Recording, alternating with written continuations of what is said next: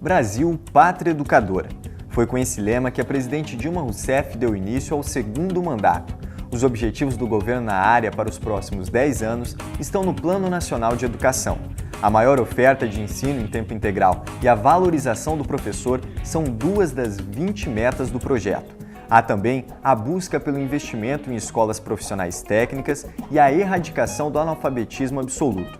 Os desafios para a área são muitos. Por causa do ajuste fiscal, o MEC terá que apertar o cinto em 2015. Mas investir na educação não é atribuição apenas do governo federal. Municípios e estados precisam traçar um planejamento estratégico e a sociedade deve brigar por escolas públicas de qualidade. Educação é o tema do programa de hoje. Não saia daí, porque o Contraponto já está no ar.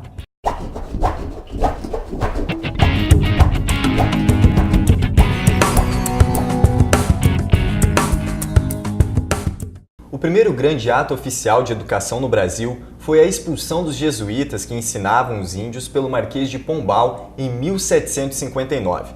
Quase 50 anos depois, Dom João II criou as Academias Reais para o Ensino Superior. Nós vamos conversar agora com o professor do Departamento de Ciências Sociais da PUC-Rio, Marcelo Burgos, e a professora do Departamento de Educação, Ana Valesca Mendonça.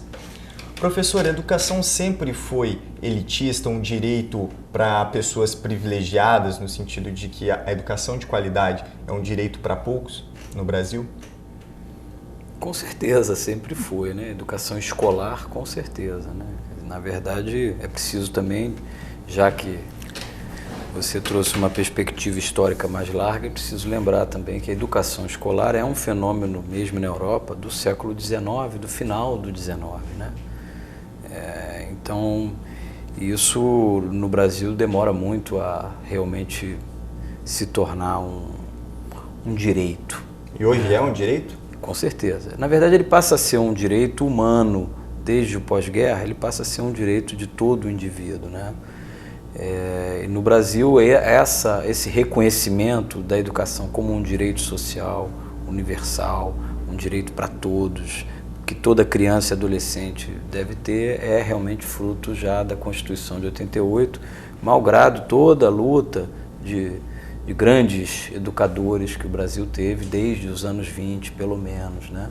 Apesar das desigualdades no acesso, ela se tornou um direito, ela se concretizou, né? Ela é um direito, sem dúvida nenhuma, e é uma obrigação do Estado e da sociedade, da família, inclusive, assegurar esse direito. Professor, eu queria tocar um pouco no ponto da desigualdade ao acesso à educação de qualidade no Brasil. Nós temos que as pessoas que têm um acesso à educação de maior qualidade no ensino médio, elas tendem a ir para uma faculdade pública, né, para uma universidade pública. E o processo contrário, de pessoas que têm acesso a uma educação que não é de tanta qualidade, um ensino público durante o ensino médio, tendem a ir para uma faculdade privada, agora também com acesso à bolsa e a outros fenômenos de crédito. Como explicar um fenômeno assim contraditório como esse?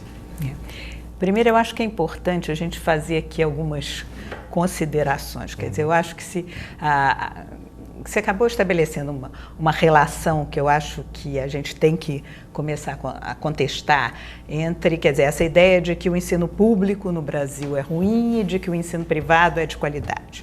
Eu diria que no Brasil, tanto o ensino público quanto o ensino privado são extremamente heterogêneos. Então, a gente tem núcleos de excelência no ensino público, na educação pública. Esses núcleos de excelência, por exemplo, são as escolas técnicas federais, o Colégio Pedro II, os colégios de aplicação das universidades públicas de uma forma geral, né?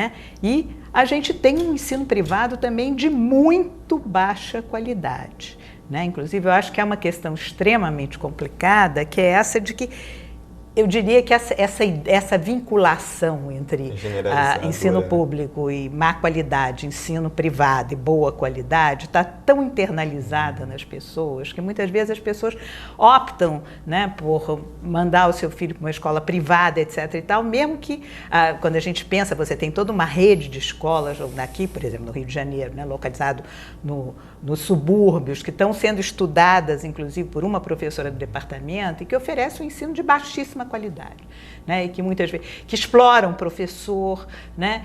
Que tem professores, de uma forma geral, que são professores, por exemplo, que não conseguiram ingressar no sistema público e que permanecem vinculados àquele sistema, né? Que de alguma maneira se submetem àquelas condições, a condições de trabalho extremamente precárias e que, portanto, eu acho que a gente precisa começar um pouco a questionar esse tipo de articulação que se estabeleceu dessa forma. Né? Entendi. E isso não só com relação, não diria que só com relação ao ensino médio, eu diria que isso de uma forma geral, com relação ao ensino ambos são em todos os seus níveis. Quer dizer, ambos os sistemas são totalmente bastante heterogêneos. Eu acho que isso é um dos grandes problemas nossos, né? Você ter um sistema de educação pública extremamente heterogêneo. E falando dessa heterogeneidade, professor, quais são os principais desafios da educação pública no Brasil diante dessa heterogeneidade? E o senhor acredita que a troca de um ministro com um perfil político para um ministro com um perfil técnico, professor como Renato Giannini Ribeiro, pode auxiliar na superação desses desafios? Bom, vou responder ou tentar pelo menos esboçar uma reação à sua primeira pergunta, né? Talvez de uma maneira muito assim sintética a gente pudesse dizer o seguinte: o Brasil indiscutivelmente avançou muito na ampliação do acesso à escola, né? Fala-se em universalização do acesso, né, ao ensino fundamental, ainda que a gente saiba, em termos de matrícula, né? Você tem dados para que quase falam... 100% das crianças na faixa de escolaridade obrigatória estão matriculadas na escola. Ainda que sobre isso a gente precise sempre pontuar, né, que existam bolsões no Brasil em que essa universalização ainda não foi realizada. Mas, de qualquer modo, é inegável que nós avançamos no acesso e, portanto, na quantidade, né? O nosso desafio é a qualidade, né? Então, é atacar questões relacionadas a desempenho, aprendizagem, né? A escola brasileira ainda é uma escola que, de certo modo, tem muita dificuldade de assegurar a equidade educacional, ou seja, que as crianças de diferentes segmentos, coisa e tal, consigam ter o mesmo tipo de desempenho de aprendizagem. Então, esse é um grande desafio. Há muitas maneiras de se atacar isso. Eu acho que o PNE, né, esse segundo PNE, ele, sem dúvida nenhuma, coloca uma agenda bastante ambiciosa. E ela é possível de ser alcançada, essa agenda? Ela é possível de ser alcançada. É claro que tem muita coisa ali que precisa ser trabalhada, até porque é um plano muito abrangente, né? Mas, de qualquer modo, 10 anos. Para tentar ser um pouco mais assim sintético, né, eu acho que o que está em jogo é justamente melhorar a qualidade da escola. A gente avançou na quantidade e precisa melhorar a qualidade. E a troca do ministro pode ajudar isso? Em relação a essa segunda pergunta, eu acho que não se trata apenas de colocar o peso no ministro ele mesmo, né? Quer dizer, toda uma configuração política. Eu acho que a presidente Dilma, ou a presidenta Dilma, ela não formulou o conceito de pátria educadora à toa, né? Eu acho que ela sabiamente percebe que uma repactuação da sociedade brasileira hoje passa fundamentalmente pela educação, né? Então, evidente que esse ministro entra num contexto em que ele terá todo o apoio político, né? Mas eu só pontuaria que essa distinção entre político e técnico, ela deve ser um pouco matizada, né? Toda indicação é política, né? É claro que o Renato, ele não é um político ele não é um político profissional, ele é um professor universitário, né? E tudo isso, mas eu acho, eu não diria que ele é um técnico, entenda bem, ele não é um técnico na medida, inclusive, que ele não é uma pessoa com uma formação de educador profissional, ele é um filósofo, né? Ele, inclusive, não tem na história dele, profissional, intelectual, um envolvimento com as questões mais fundas da educação pública brasileira, né? Ele não entende, por exemplo, de escola pública. Mas é um homem sábio, é um homem com muita cultura, com muita bagagem, e que certamente tem tudo para desempenhar um papel importante, um papel político importante. Professor, a gente vai voltar a discutir ainda esse tema, vamos fazer só uma pausa rápida para o intervalo. O Brasil é o penúltimo país em investimento anual por aluno, segundo o Panorama de Educação de 2014. A meta do governo é investir 10% do PIB no setor nos próximos 9 anos. Mas será que o problema da educação no Brasil é só a falta de investimento? A gente volta já já para continuar esse debate. Não saia daí!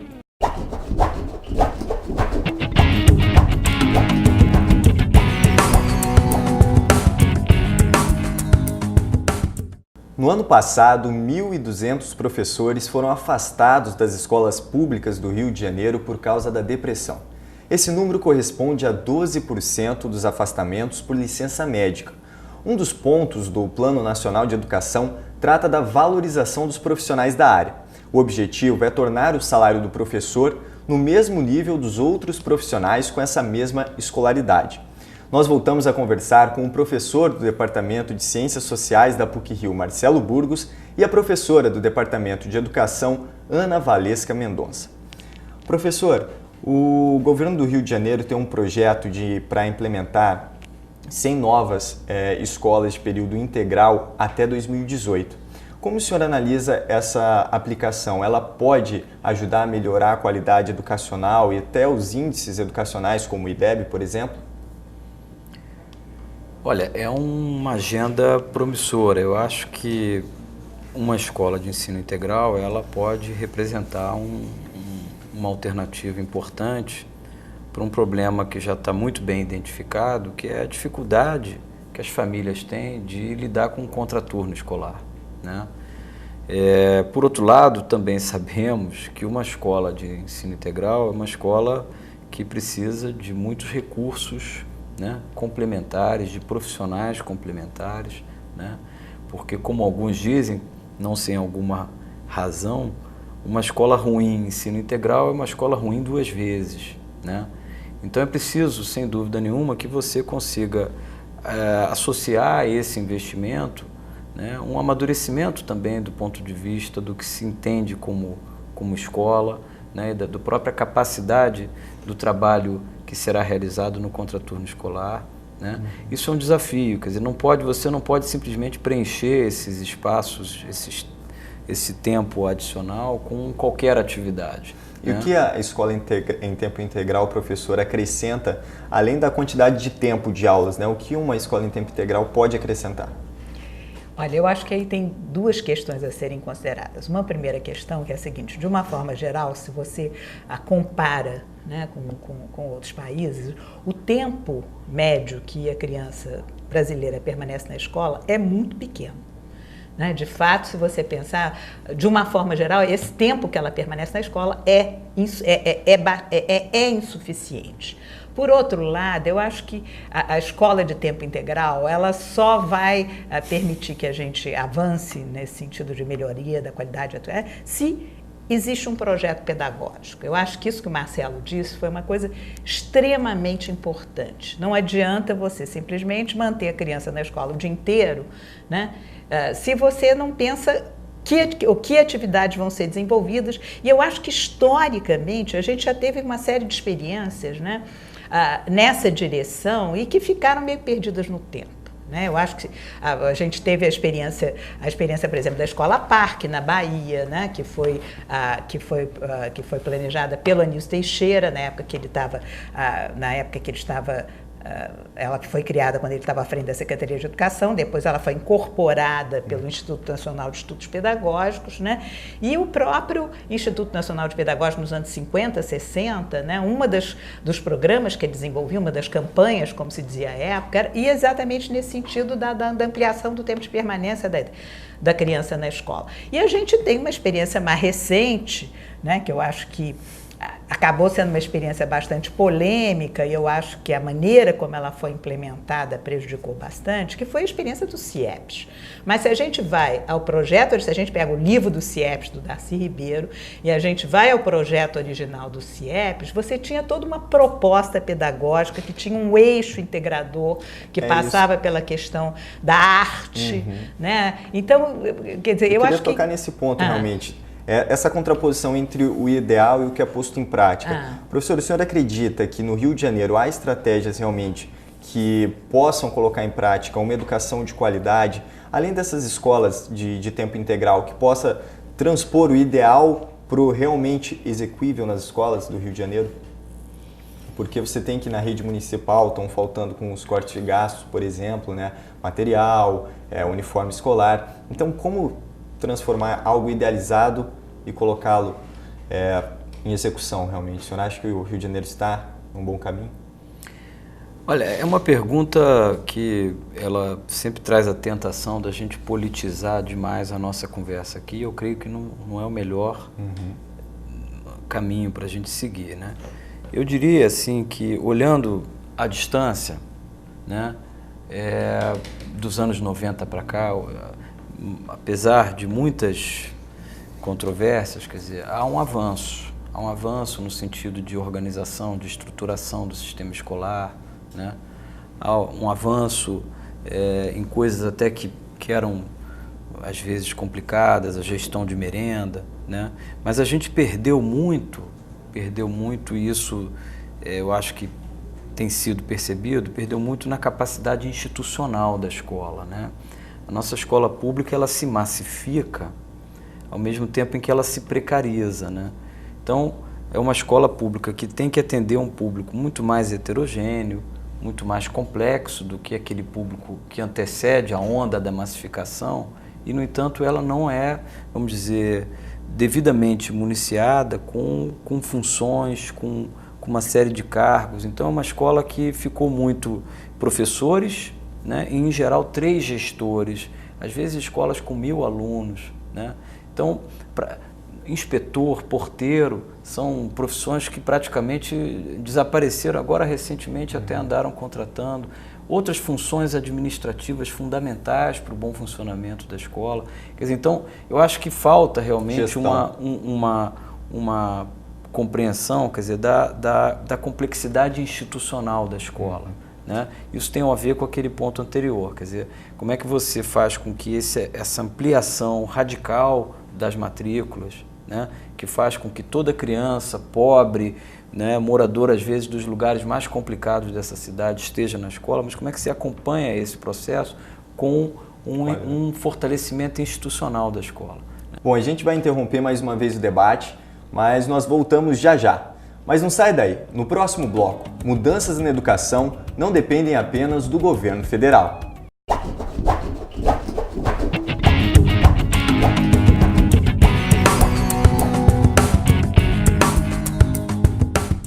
A responsabilidade pela educação não é só do governo federal. Na verdade, cabe aos municípios atuar na educação infantil e no ensino fundamental. Já os estados são responsáveis pelo ensino fundamental e pelo ensino médio. A União deve dar assistência técnica e financeira para os municípios, estados e Distrito Federal. Nós voltamos a conversar com o professor do Departamento de Ciências Sociais da PUC-Rio, Marcelo Burgos, e a professora do Departamento de Educação, Ana Valesca Mendonça.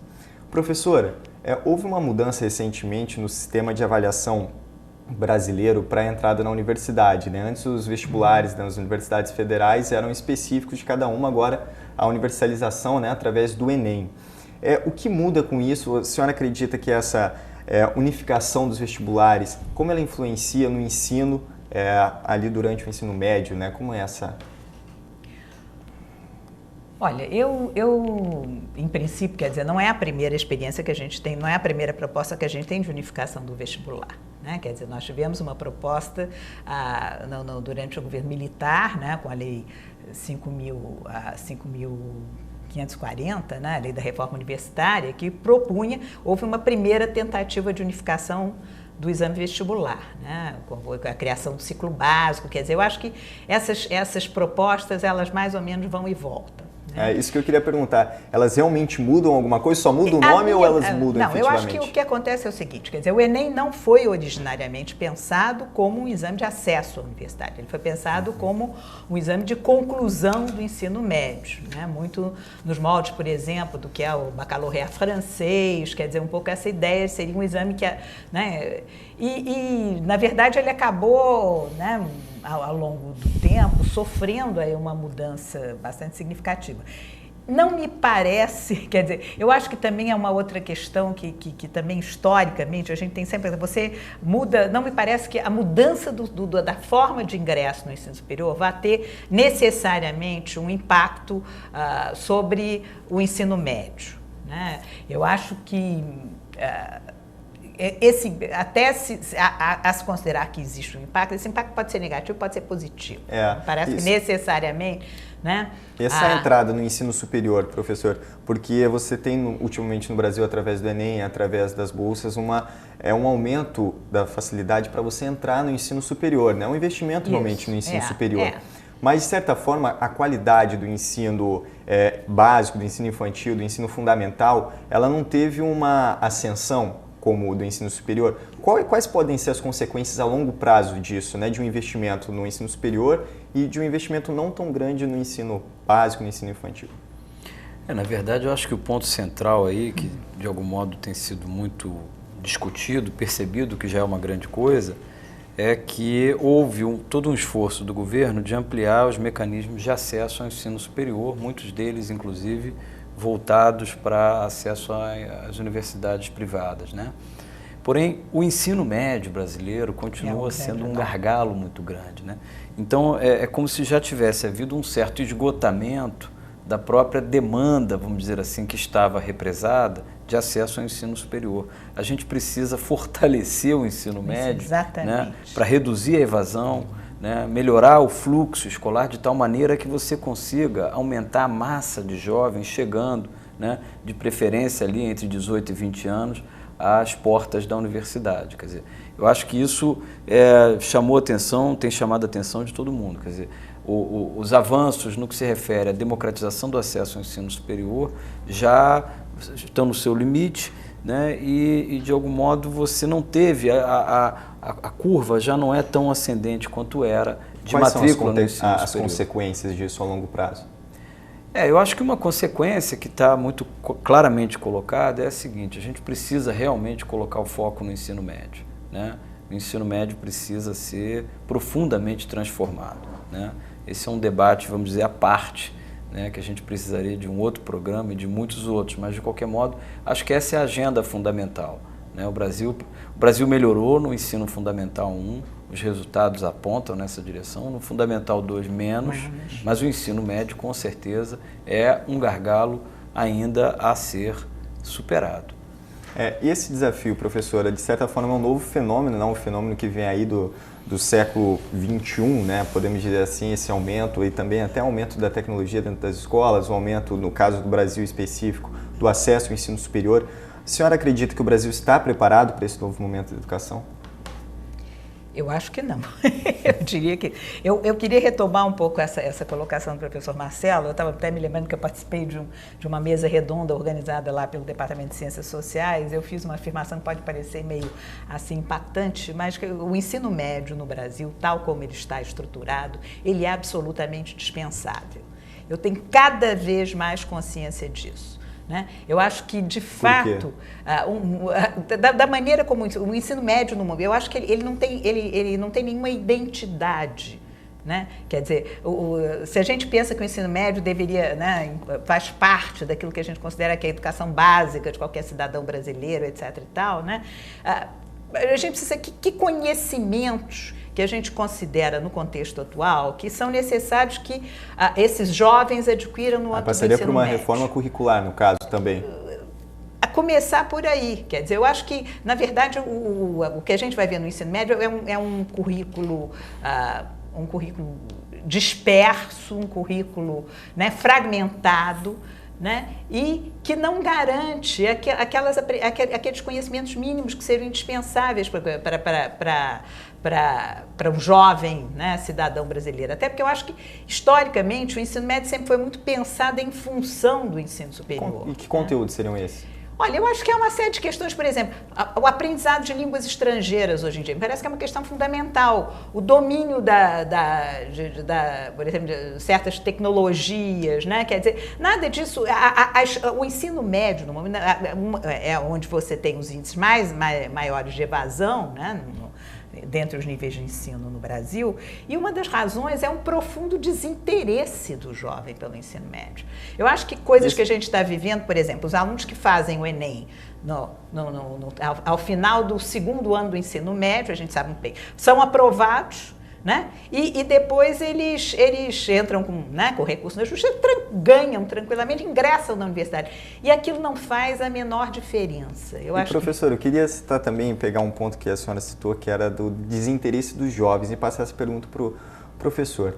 O senhor acredita que os professores estão preparados para a educação no século XXI, estão preparados para tornar a educação, claro que não é só a responsabilidade deles, mas tornar essa educação um pouco mais atraente para os jovens? E como seria essa transformação se eles não estão? Os professores estão preparados?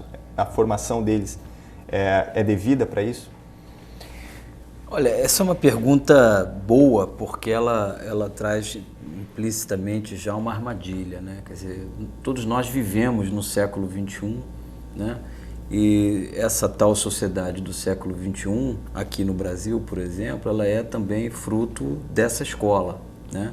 Os professores vivem nesse século XXI, de algum modo, estão sintonizados com as mudanças que estão em curso. E como passar isso para a sala de aula? O problema é que a gente tem que botar um pouco na mesa, como ponto fundamental da nossa conversa, quer dizer, que a massificação é um processo complexo, a massificação escolar é um processo complexo no mundo todo, né? E no ensino médio isso se torna muito mais complexo, até pelo fato de que a gente está lidando com duas situações que são fundamentais. Primeiro, a faixa etária, né? Estamos falando já de jovens que têm maior autonomia, que têm maior liberdade, que circulam mais pela cidade. E de outro, tudo que diz respeito a essa condição juvenil das grandes massas brasileiras ou de outros contextos nacionais, mas jovens de periferia, jovens de classes populares, que já precisam começar a ter um horizonte de profissionalização, de inserção, ou na universidade ou no mercado de trabalho, mas de algum modo você precisa de uma escola muito mais forte. Então o ponto não é exatamente apenas o professor, entendeu? Por isso é que eu quis deslocar um pouco.